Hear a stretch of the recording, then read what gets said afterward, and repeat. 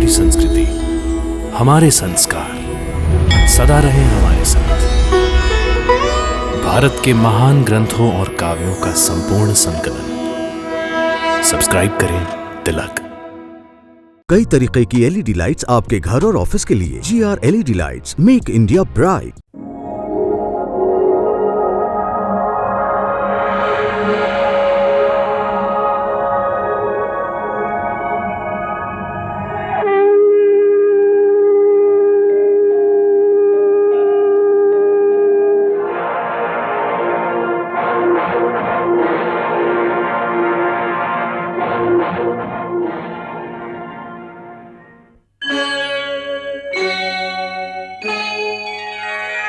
कृष्णा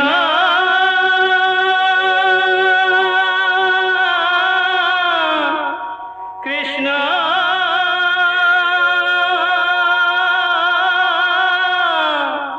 हरे कृष्णा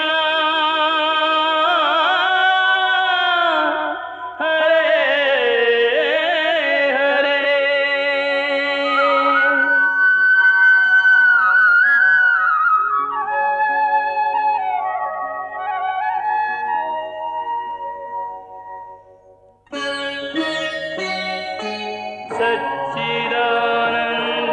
सच्चिदानन्दरूपाय विश्वोत्पत्त्यादिहेतवे तापत्रयविनाशाय श्रीकृष्णाय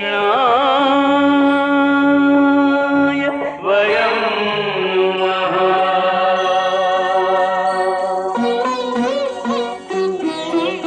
श्रीकृष्ण गोविंद हरे मुरारे, हे नाथ नारायण वासुदेव। हरे कृष्ण राधे राधे कृष्ण कृष्ण कृष्ण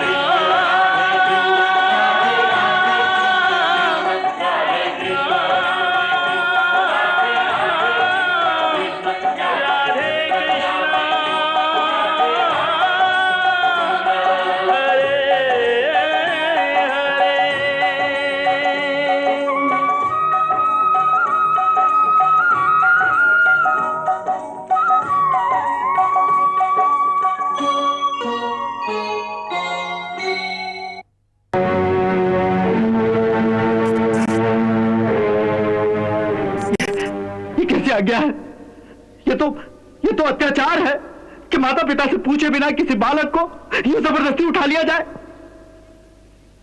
महाराज कंस ने यह आज्ञा कृष्ण के माता पिता से पूछकर ही दी है।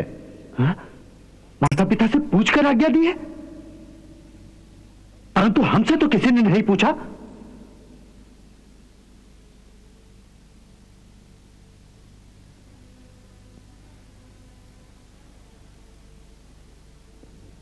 नंदराय जी, कोई कोई सत्य बड़ा भयंकर और दुखदायी होता है। आप पुरुष हैं, कलेजा पत्थर का कर लीजिए और पूरी हिम्मत से इस सत्य को सुनिए।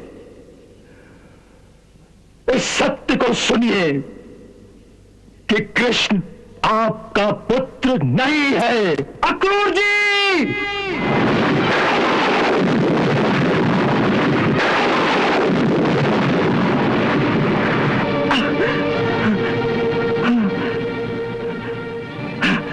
अक्रूर जी, आपके होश तो ठिकाने हैं?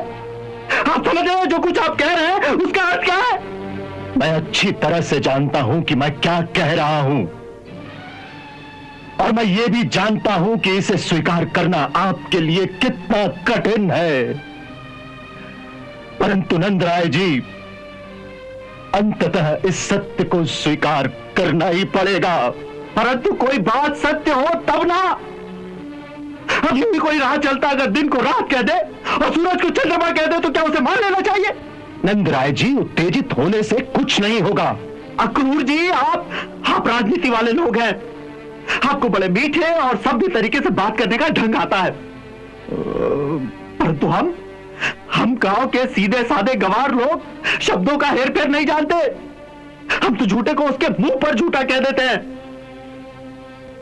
आपने इतना बड़ा झूठ मेरे मुंह के सामने बोलने की हिम्मत की, तो क्या मेरा उत्तेजित होना स्वाभाविक नहीं है? यदि आपकी जगह कोई और होता ना तो मैं आप उसकी जीभ काट लेते। मैं जानता हूं, परंतु मैं विवश हूं आपको यह सत्य बताने पर। फिर आप उसी बात को सत्य सत्य सत्य कहे जा रहे हैं। आप कहीं से भ्रांति कर तो नहीं आ गए जिस तरह अनर्गल वार्तालाप कर रहे हैं? सारा संसार जानता है कि कृष्ण मेरा पुत्र है और उसने इस घर में जन्म लिया है। परंतु नंदराज जी, अक्रूर जी, आप हमारे अतिथि हैं। हम आपका अपमान नहीं करना चाहते। यदि किसी और ने यह बात कही होती ना तो हम उसे यमुना में भिजवा देते। इसलिए उचित यही होगा कि आप कृपा करके गोकुल से चले जाइए। आप गोकुल से चले जाइए।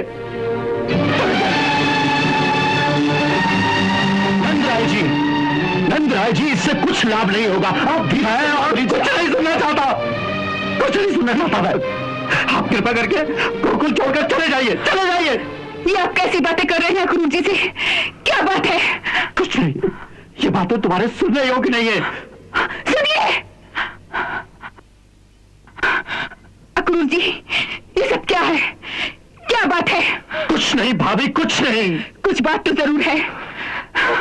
भगवान के लिए बताइए, इस घर में क्या हो रहा है? क्या बात है? नहीं भाभी, मुझ में हिम्मत नहीं है आपको ये बात बताने की। आप नंदराय जी से ही पूछ लीजिए। पर उसको सुनने से पहले अपना कलेजा पत्थर का कर लेना। अक्रूर जी!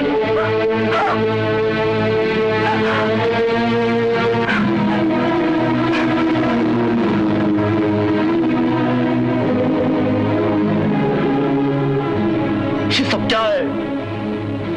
ये कैसा खेल खेलते हो तुम मानवों के साथ? किसी मनुष्य के जीवन में थोड़ी सी खुशी आ जाए तो तुमसे देखी नहीं जाती। फिर किसी को भेज देते हो उसमें विष खोलने के लिए। क्यों? हमने तुम्हारा क्या बिगाड़ा है? ये क्या कह रहे हैं आप? क्या हो गया है आपको? उधर अक्रूर जी से झगड़ कर आ रहे हैं आप और इधर भगवान जी से झगड़ रहे हैं। आखिर कुछ तो बताइए कि बात क्या है? क्या बताओ यशोदा, मैं क्या बताऊं तुम्हें? आज मैं इस निर्दयी से ये पूछने आया हूं कि मैंने इसका क्या बिगाड़ा है। ऐसा कौन सा पाप किया है मैंने जो इसने मेरे जीवन में कांटे ही कांटे बो दिए। बड़ी मुश्किल से एक पुत्र दिया था, उसकी खुशियां तो कम दी, लेकिन कदम कदम पर उसकी मृत्यु का भय दिखाकर पल पल मेरे हृदय को खपाता रहा है। कभी पूतना उसे विष पिलाने आ गई तो कभी तृणावत मेरे निरीह बालक को लेकर आकाश में उड़ गया, कभी बकासुर उसे मारने आ गया तो कभी किसी अजगर के मुंह में दे दिया। तुम नहीं जानती यशोदा, तुम नहीं जानती। मैं उसके साथ हंसता था लेकिन रात रात भर इस भय से सो नहीं पाता था कि पता नहीं कौन सी नई विपत्ति आ जाए मेरे लाल पर। आज इसने सबसे बड़ा पहाड़ मेरे सर पर तोड़ दिया। अक्रूर से यह कहलवा के कि कृष्ण हमारा पुत्र नहीं।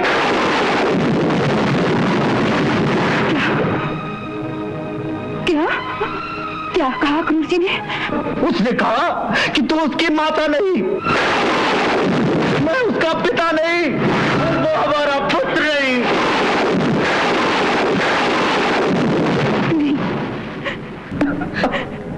नहीं, वो ऐसा नहीं कह सकते। कोई भी ऐसा कैसे कह सकता है?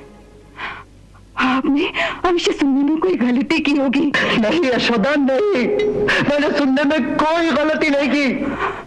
उसने स्पष्ट शब्दों में मुझसे यही कहा कि कृष्ण तुम दोनों का पुत्र नहीं। नहीं, भगवान के लिए ऐसे शब्द मत दोहराइए, मत दोहराइए इस बात को। वो इतना बड़ा झूठ कैसे कह सकते हैं?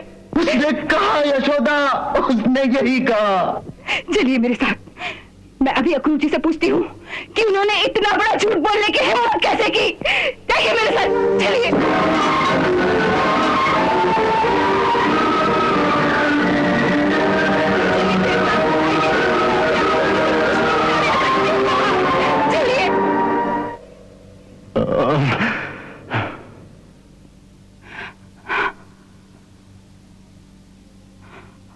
आपने ये कहा कि कृष्ण मेरा पुत्र नहीं। बोलिए, आपने ये कहा कि कृष्ण मेरा पुत्र नहीं? हाँ,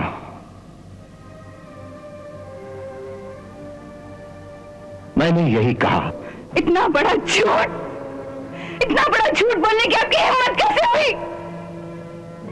एक मां के सामने ये कहते हुए कि उसका बेटा उसका अपना बेटा नहीं है, आपकी जीवा नहीं ठहराती, आपकी आत्मा नहीं कांपती।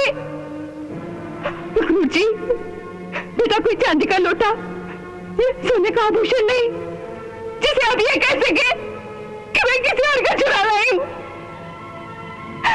बेटा स्त्री के हृदय का एक टुकड़ा होता है, मां के शरीर का एक अंग होता है, वो एक अंग शिशु भगवान का भेजा हुआ एक दिव्य शरीर होता है जिसे मां अपने शरीर में से जन्म देती है। इस सत्य को स्वयं परमात्मा भी नहीं झुठला सकते। तो आप कौन होते हैं ये कहने वाले कि जिसे मैंने 9 महीने अपने गर्भ में पाला, जिसने मेरी ही कोख से जन्म लिया, वो मेरा बेटा नहीं है? परंतु कृष्ण ने आपकी कोख से जन्म नहीं लिया, इसीलिए वो आपका पुत्र नहीं है। ऐसी बातें करना महापाप है गुरुजी, पाप। ऐसी ऊंची बातें करते हुए आपको लज्जा नहीं होती? भाभी, आप मेरी विवशता को क्यों नहीं समझती है?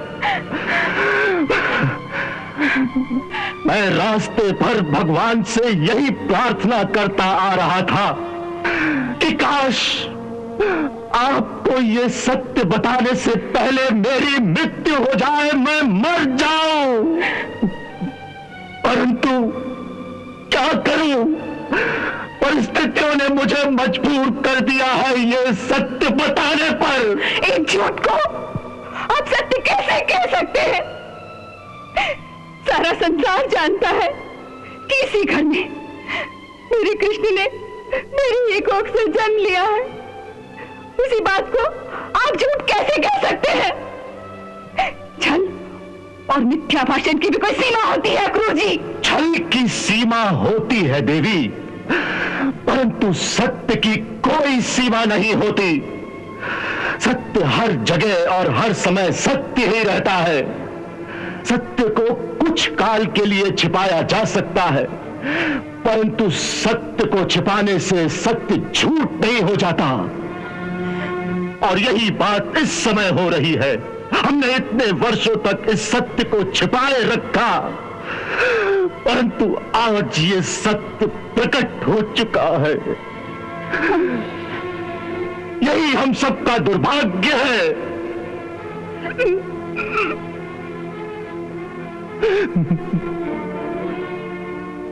अक्रूर जी, जो आप कह रहे हैं यदि वो सत्य है तो इसका कोई प्रमाण है आपके पास? हाँ है।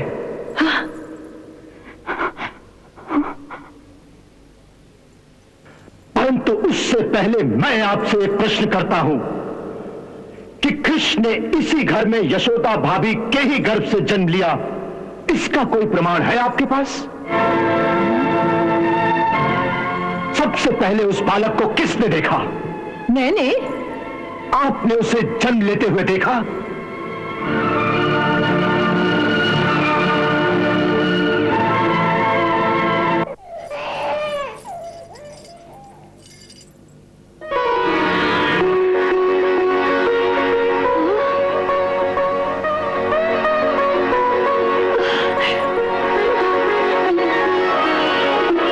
अरे, बालक का जन्म भी हो गया।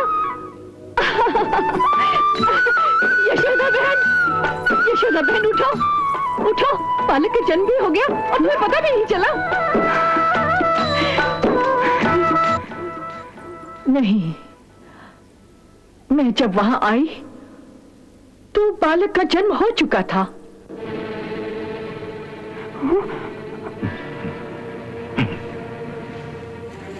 उस कक्ष में और कौन था? नंदराय जी थे?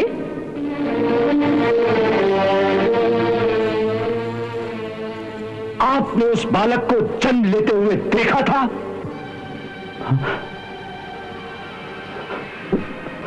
नहीं, नहीं, मैं सुना था। और यशोदा भाभी? वो तो बेहोश थी। और कोई था? कोई दाई, कोई गांव की औरत?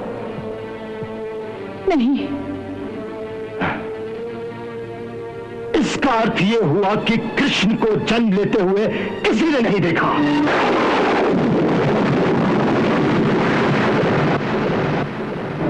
बस कीजिए, भगवान के लिए बस कीजिए। ये कैसी अनर्गल बातें हो रही हैं? किसी ने देखा नहीं तो इसका ये अर्थ नहीं कि मैंने बालक को जन्म ही नहीं दिया। मैंने 9 महीने तक एक बच्चे को अपनी कोख में रखा था। आखिर मैंने किसी को तो जन्म दिया होगा ना। अवश्य जन्म दिया भाभी, अवश्य जन्म दिया। परंतु आपने जिसे जन्म दिया वो एक कन्या थी, जिसके बारे में यह प्रसिद्ध है कि जब कंस ने उसे देवकी की संतान समझकर पत्थर पर पटकने की कोशिश की तो उसने अष्टभुजा देवी का रूप धर लिया था।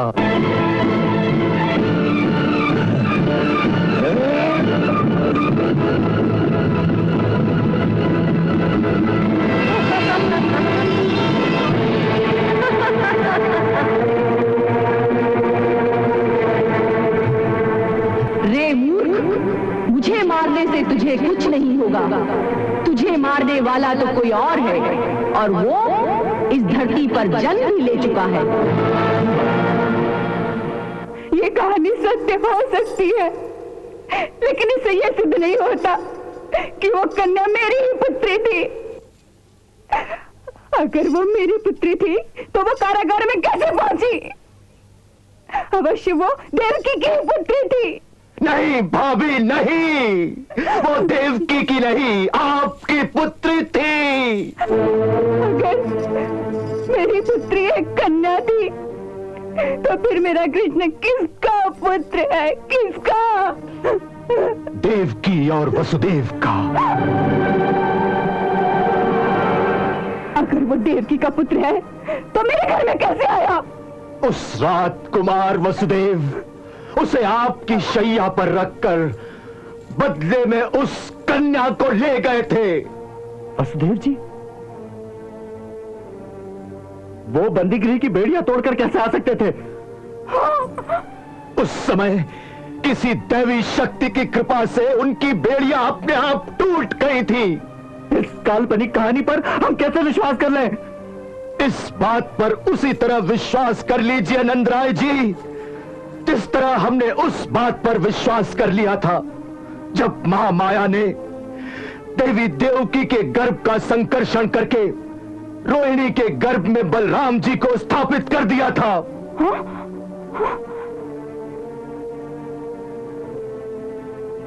उस बात की पुष्टि स्वयं गुरुदेव शांडिल्य ने की थी।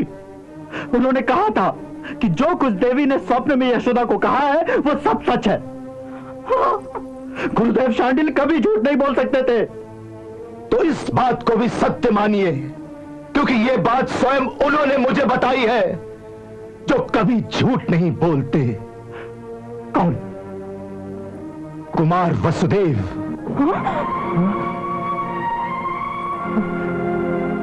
वसुदेव भैया? हाँ, वसुदेव भैया, ऐसा नहीं कह सकते, नहीं कह सकते हो, नहीं। हाँ भाभी, ये बात स्वयं उन्होंने ही स्वीकार की थी।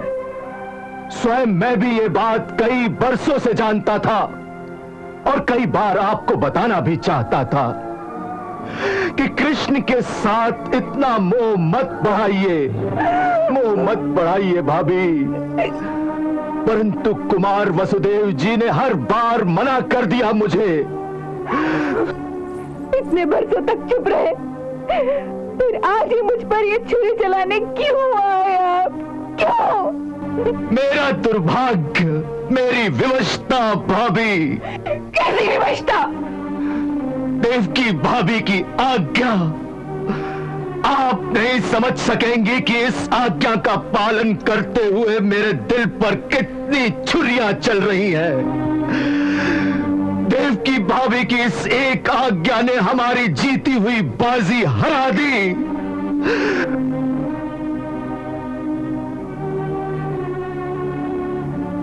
वास्तव में वो भी विवश हो गई थी। इस रहस्य को छुपाने के लिए कितने साल उस बेचारी ने कारागार की यातनाएं सही, परंतु मुंह नहीं खोला। पर जब कंस ने कुमार वसुदेव भैया को जहरीले सांपों से भरे हुए अंधे कुएं के ऊपर टांग दिया, तो उस पतिव्रता स्त्री को विवश होकर कंस के सामने यह कबूल करना ही पड़ा कि कृष्ण ही उनकी 8वीं संतान है, जिसकी उस हत्यारे को आज तक तलाश है। तभी मजबूर होकर देवकी भाभी ने मुझे आज्ञा दी कि मेरे पुत्र को गोकुल से ले आओ और कंस के हवाले कर दो। मैंने उनसे कहा भी कि मैं यशोदा भाभी को कैसे कहूंगा, क्या कहूंगा। उन्होंने इतना ही कहा कि यशोदा से कहना मैं अपने पति के प्राणों की रक्षा के लिए अपने पुत्र की भीख मांग रही हूं। मेरा पुत्र लौटा दो, मेरा पुत्र लौटा दो, मेरा पुत्र लौटा दो, लौटा दो, मेरा पुत्र लौटा दो, पुत्र लौटा दो,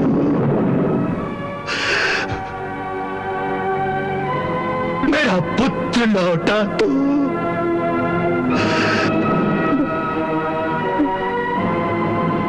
यशोदा, यशोदा, यशोदा, यशोदा, यशोदा, यशोदा, यशोदा, यशोदा, यशोदा,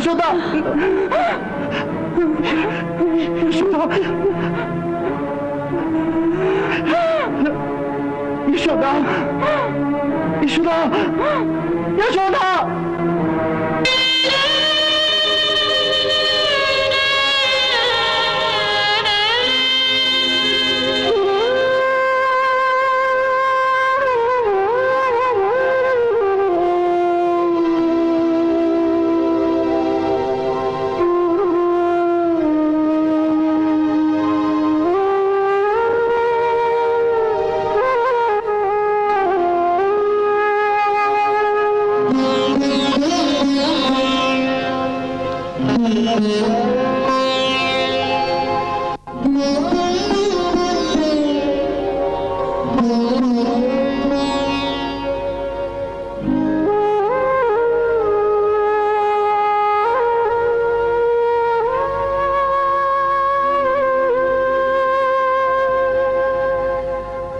विचलित नंद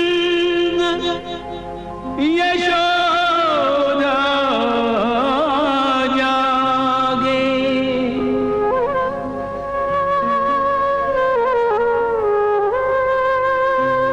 हार गए होनी के आगे।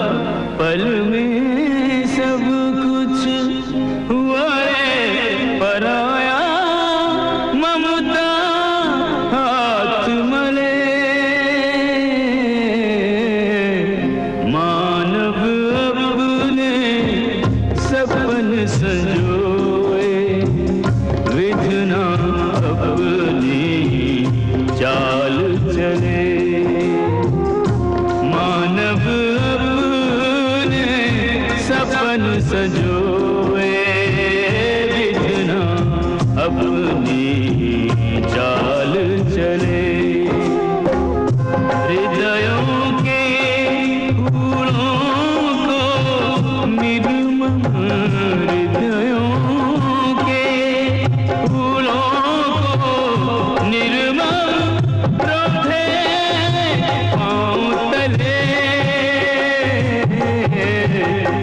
मानव अपने सपन सजोए विधना अपनी चाल चले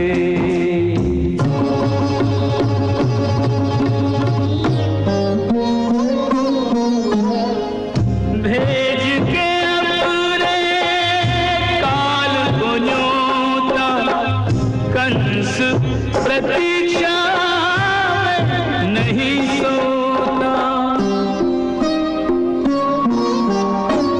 कह गए संत फकीर करम गति कह गए संत फकीर करम गति टाले नहीं टले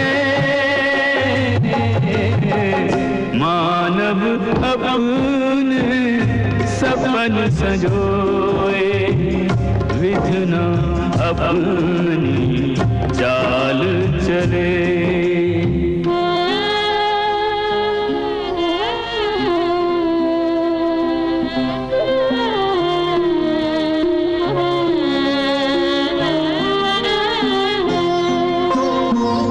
लाल को संकट बीच बुला के देव की रोए अब पछता के सोच रही है मात यशोदा क्यों सींचाए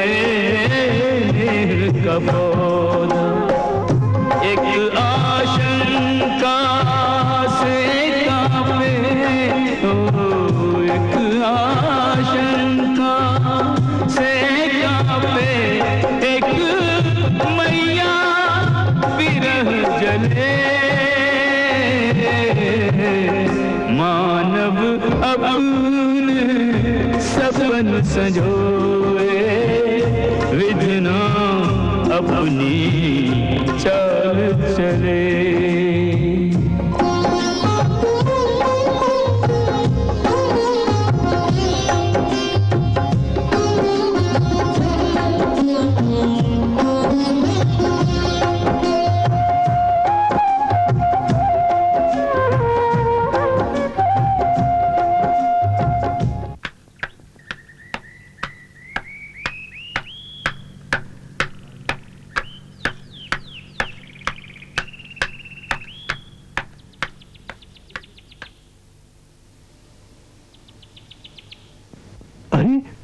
ये कौन है भाई?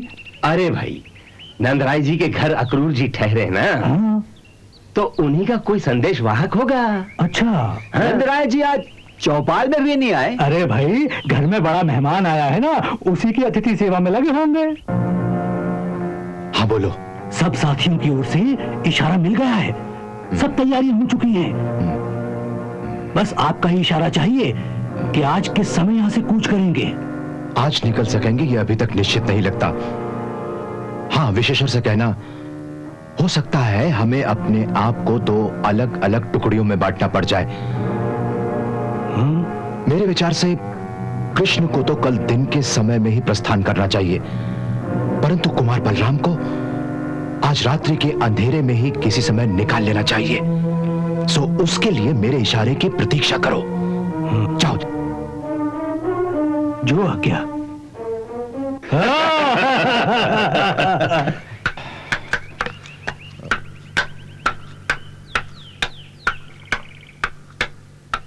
इसका अर्थ है कि अक्रूर जी अभी कुछ काल गोकुल में ही ठहरेंगे। हाँ, लगता तो ऐसा ही है।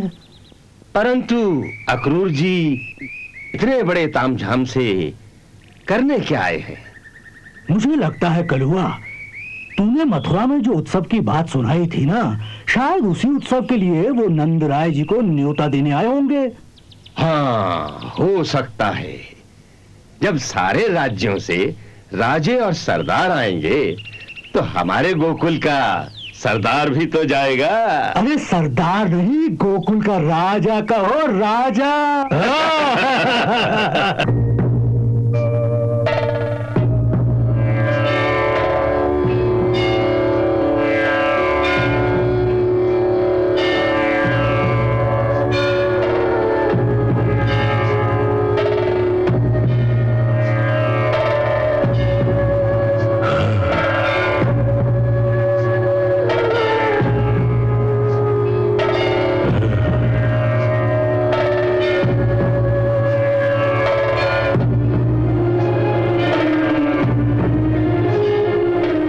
महाराज, यही है वो महान धनुष जो भगवान शिव की कृपा से परशुराम जी के द्वारा आपके पूर्वजों को प्राप्त हुआ था।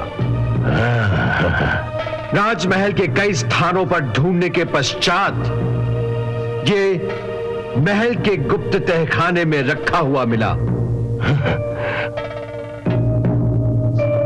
उसे इस प्रकार मोटे मोटे पर्दों के नीचे छुपा कर रखा गया था कि सहसा उस पर दृष्टि भी नहीं पड़ सकती थी।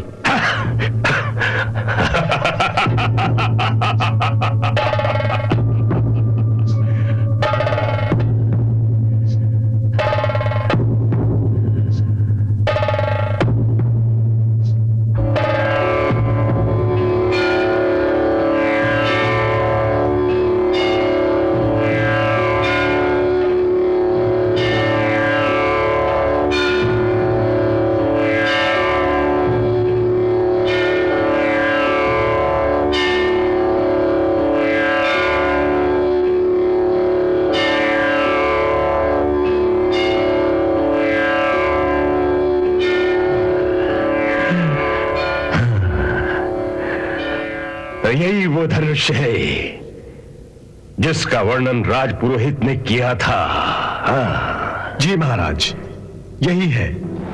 अरे, उन्होंने ये भी कहा था कि यज्ञ की समाप्त होने से पहले यदि ये धनुष टूट गया या तोड़ दिया गया तो ये अपशकुन यजमान की मृत्यु का सूचक होगा।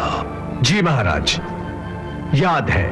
तो फिर ऐसा प्रबंध किया जाए कि यज्ञ प्रारंभ करने से पहले, यज्ञ के बीच में और यज्ञ समाप्त होने से पश्चात ये धनुष जहां जहां भी रखा जाए, इसके चारों ओर हमारे चुने हुए सैनिकों का कड़ा पहरा रहे ताकि कोई भी इसके निकट ना जा सके। समझे? जी महाराज।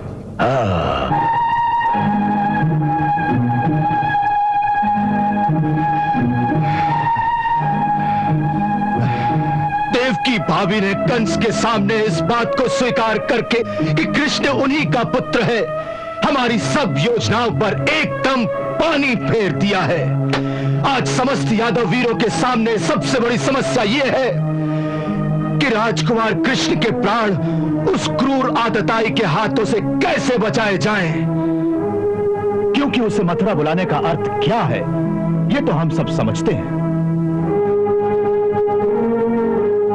परंतु इस संकट को कैसे टाला जाए, कैसे टाला जाए? अक्रूर जी, आपने कहा था कि आप सब लोग गुप्त रीति से एक विप्लव की तैयारी कर रहे हैं। उसका क्या हुआ? यदि विद्रोह करना है तो उसका उचित समय यही है। मैं आपके साथ झंडा उठा के चलती हूँ।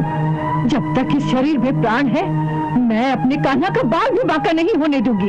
काश ये संभव होता, परंतु हम अभी उस विप्लव के लिए तैयार नहीं हैं। देवी राजा की शक्तिशाली सेना के विरुद्ध विद्रोह करने के लिए केवल भावना के जोश से काम नहीं चलता।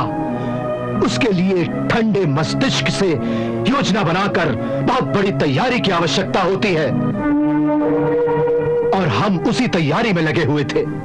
इसलिए मैंने अपनी तैयारी के साथ साथ यह भी योजना बनाई थी कि बलराम और कृष्ण दोनों राजकुमारों को शस्त्र विद्या सिखाकर उन्हें भी युद्ध नीति और राजनीति में पारंगत कर दिया जाए। हमारे पास उसके लिए समय भी था, क्योंकि मैं देख रहा था कि कई वर्षों से कंस कृष्ण के बारे में विश्वास और अविश्वास के हिंडोले में झूल रहा है, क्योंकि बहुत कोशिश करने के बाद भी उसके हाथ में कोई ठोस प्रमाण नहीं लग रहा था कि यह बालक कृष्ण वास्तव में किसका पुत्र है। परंतु यह पता नहीं था कि यह पासा इस प्रकार अकस्मात ही पलट जाएगा। ऐसी विकट परिस्थिति में बुद्धिमानी यही कहती है कि यदि सब धन जाता देखिए तो आधा दीजिए लुटाए। इसलिए हमें एक बड़ा कटु निर्णय करना पड़ेगा। अगर कृष्ण को नहीं बचा सके तो कम से कम बलराम को तो बचा लेना चाहिए।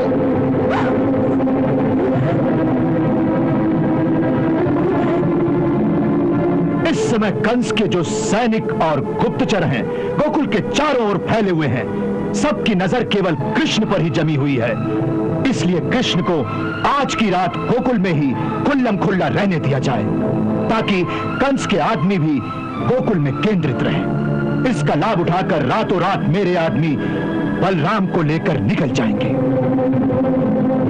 उनके सुरक्षित हो जाने पर कल दिन में किसी समय मैं कृष्ण को साथ लेकर मथुरा की ओर कूच करूंगा। क्यों? मेरा ही पुत्र इतना सस्ता है कि उसे इस प्रकार खुल्लम खुल्ला दिन के उजाले में बलि की वेदी पर भेज दिया जाए? उसके लिए आपने रात में भागने का कोई तरीका नहीं सोचा? कोई बात नहीं, कोई बात नहीं, मैं उसकी रक्षा करूंगी। मैं स्वयं भेष बदलकर रातों रात उसे नदी के रास्ते से निकालकर कहीं ले जाऊंगी। भाभी, भाभी, भगवान के लिए समझने की कोशिश कीजिए। मुझे कुछ नहीं समझना, कुछ नहीं। मुझ में इतनी शक्ति है कि मैं अपने कान्हा को अपनी पीठ पर उठाकर यमुना के पार ले जाऊं। स्वयं भले ही डूब जाऊं मैं, लेकिन मैं अपने लाल को सुरक्षित पहुंचा दूंगी। यदि किसी और के प्राण देने से कान्हा के प्राण बच सकते हैं तो हम में से हर कोई अपने प्राण देने को तैयार है, परंतु ऐसा संभव नहीं है भाभी, ऐसा संभव नहीं है। क्यों नहीं है ये संभव? क्यों नहीं है ये संभव? क्योंकि ये देवी देवकी की आज्ञा है। उसे मेरे पुत्र की बलि देने की आज्ञा देने का क्या अधिकार है? क्योंकि वो उनका पुत्र है। नहीं, नहीं, वो देवकी का पुत्र नहीं है। वो देवकी का पुत्र नहीं है, वो मेरा पुत्र है, मेरा। उसने उसे जन्म दिया होगा, लेकिन मैंने उसे पाला है, और जन्म देने वाले से पालने वाले का अधिकार बड़ा होता है। उसने तो उसे 9 महीने तक अपने कोख में पाला, लेकिन मैंने 12 साल तक एक एक पल तिल तिल करके उसके साथ बिताए हैं। मैंने उसे हाथ पकड़कर चलना सिखाया, उसे बोलना सिखाया, उसे माखन मिश्री खाना सिखाया। उसने मेरी मटकी फोड़ी, मैंने उसे अपने हाथों से पीटा, और फिर इन्हीं हाथों से उसे प्यार भी किया। वो मेरा पुत्र है, वो मेरा पुत्र है। वो उसका पुत्र हो ही नहीं सकता जो उसे स्वयं मरने के लिए आने की आज्ञा देती है। कैसी माँ है देवकी और कैसे पिता है वसुदेव जी। वो कंस को अपना पुत्र देने के लिए वचनबद्ध होंगे, लेकिन मैं किसी के लिए वचनबद्ध नहीं हूँ, नहीं हूँ। मैं किसी का वचन निभाने की मेरी कोई जिम्मेदारी नहीं है, कोई जिम्मेदारी नहीं है। किसी और का वचन निभाने की जिम्मेदारी नहीं है आपकी, परंतु आपकी भी कई जिम्मेदारियां हैं। नहीं, मैं माँ हूँ, और माँ की केवल एक ही जिम्मेदारी होती है, अपने पुत्र की रक्षा करना, बस। ठीक है, आप माँ की जिम्मेदारी निभा रही हैं, परंतु केवल आप कृष्ण की ही तो माँ नहीं है। मेरा केवल एक ही पुत्र है। नहीं भाभी, नहीं। गोकुल की रानी होने के नाते सब गोकुल वासियों की माँ है आप, और वो भी आप ही की संतान है कि नहीं? तो फिर इस बात का उत्तर दीजिए, यदि 100 में से एक बेटे को बचाने के लिए 99 की हत्या करवा देंगी, या अपने 99 बेटों को बचाने के लिए एक बेटे को बलिदान करा देंगी?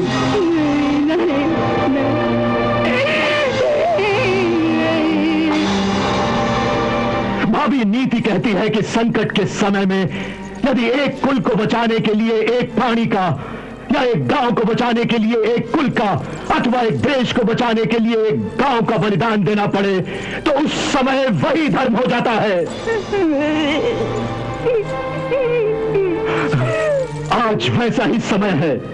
इस समय यदि हमने भावना के आवेश में आकर कोई भी उल्टी सीधी चाल चलने की भूल की, तो उसका परिणाम क्या हो सकता है, ये नंदराय जी अच्छी तरह समझ सकते हैं। भाभी, उस पहाड़ी पर चढ़कर देखिए कि कंस के सैनिकों ने कैसे दूर दूर तक गोकुल को घेर रखा है। यदि आपने कृष्ण को छुपाने की चेष्टा भी की, तो कंस के सैनिक भेड़ियों की तरह गोकुल वासियों पर टूट पड़ेंगे, और फिर गोकुल का बच्चा बच्चा कंस के सैनिकों की तलवारों की नोक पर टंगा हुआ होगा। इस जिम्मेदारी को मत भूलिए, मत भूलिए इस जिम्मेदारी को आप।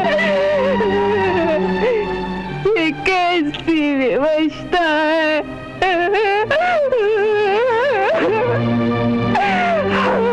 इसीलिए मैंने कहा था कि दिन दहाड़े खुले बंदों मैं कृष्ण को साथ लेकर गोकुल से निकलूंगा, ताकि सबका ध्यान उधर हो और बलराम का बच निकलना सहल हो जाए।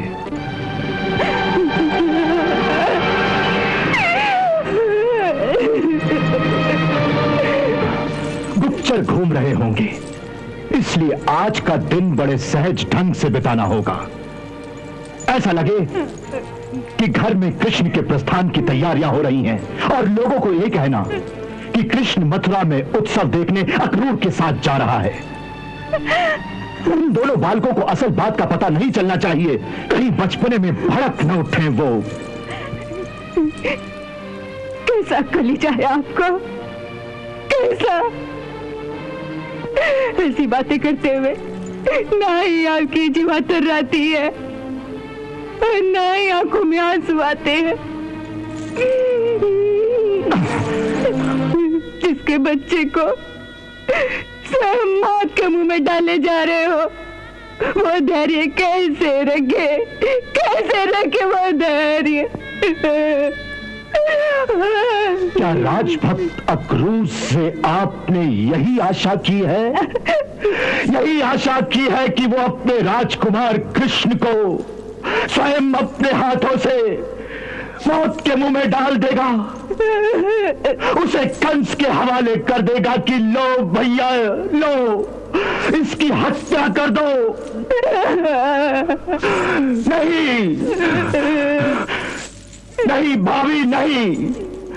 अक्रूर इतनी आसानी से हार मानने वाला नहीं है। यदि वो सच्चा राजभक्त है तो विश्वास रखिए भाभी, कृष्ण के ऊपर कोई भी आंच आने से पहले स्वयं अक्रूर मर चुका होगा, स्वयं अक्रूर मर चुका होगा।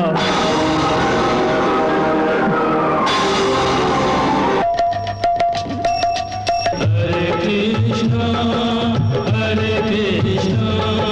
कृष्ण कृष्णा हरे हरे, श्री कृष्ण चरितम गुणानुवादम तत्प्रेरणा अहं करोमि, मम भावगीतं हृदयस्य प्रीतं त्वत्पद्मपादे समर्पयामि।